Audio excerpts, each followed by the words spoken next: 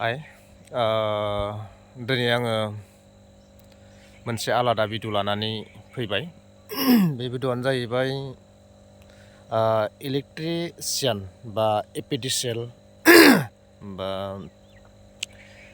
Line बिभाग बा current बिभागाव गोबां पस्ट खालि थायो।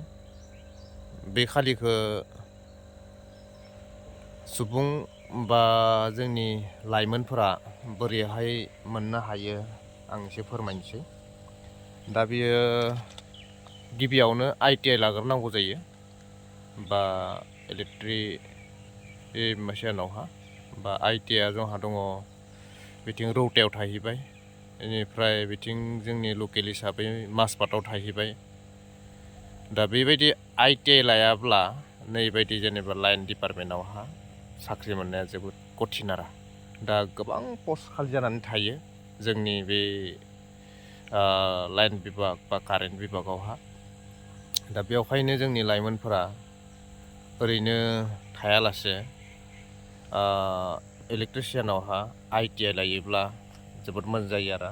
मानो होनब्ला जोंनि ओनसोलावनो बाहेरनि सुबुंफोरासो गोबां साख्रि मावफैयो आरोना। बिथिं आपार आसामनि डिब्रुगड़, शिबसागर, जरहाट आरो बिथिं जेनेबा पान्जाब, जेनेबा जोंनि लकेलनि मानसियानो गैस्रायाखौनो बुंजायो आरो।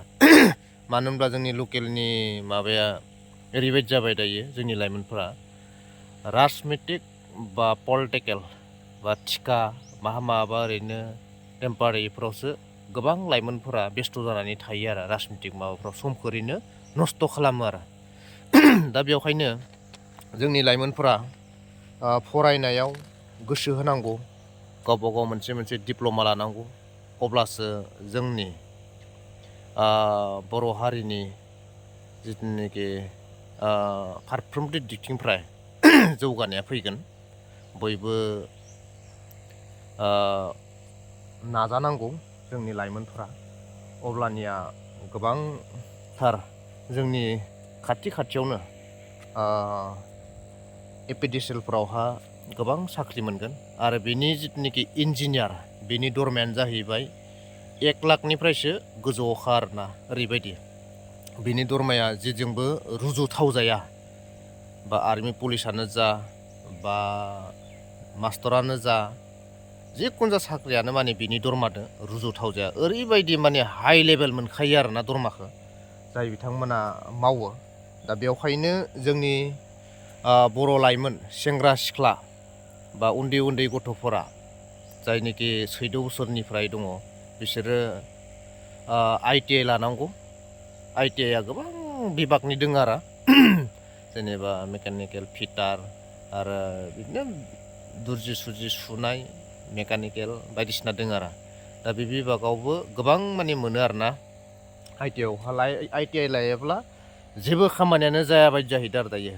नैबायदि जेनेबा जाय बिथांमोना गोसो गुदुं लाइन बिभाग बा कारेन्ट बिभाग बा इलेक्ट्रिशियानावहा मावनो गोसो, बिथांमोना इलेक्ट्रिशियानावहा ITI लानांगोन। अब्लासो बे लाइन बिभागावहा बा खामानि मावनो मोनगोन बिदि आरो। अब्लासो जोङो जोंनि लाइमोनफोरनि बेकार जेंनाया जोबहैगोन आरोना। नङाब्ला जों मा जागोन, पलिटिकेल बिभागाव गावदो गाव बांद्राय थानानै जोंनि फरायनायफोरा, लाइमोन उन्दै गथ'फोरा जोबोद खहा जायो। दा नैबेयावनो जोंनि बिभागावनो गोबां बाहेरनि सुबुंफोरासो मावफैदो आरोना। नै बिदि आरोना। बेवहा गोबां इन्जिनियारफोरनि खामानि जायो। नै एसे खिथिनोसै आङो बोरैहाय खामानिखौ। नै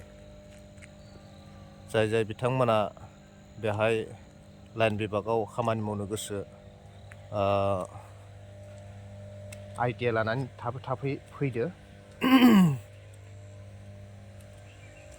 नङाब्लाथ' ओरैनो जेनेरेल फरायनानै जेबो खामानि जाया। मोनफा जोंनि डिप्ल'मा थादेरनांगोन। कम्पिउटार हक, ITI हक, जिखुनु जा मोनसे डिप्ल'मा थाब्लासो जोङो गावनि आथिङाव दिनैनि मुगायाव गसंथानो हागोन, नङाब्ला हानाय नङा।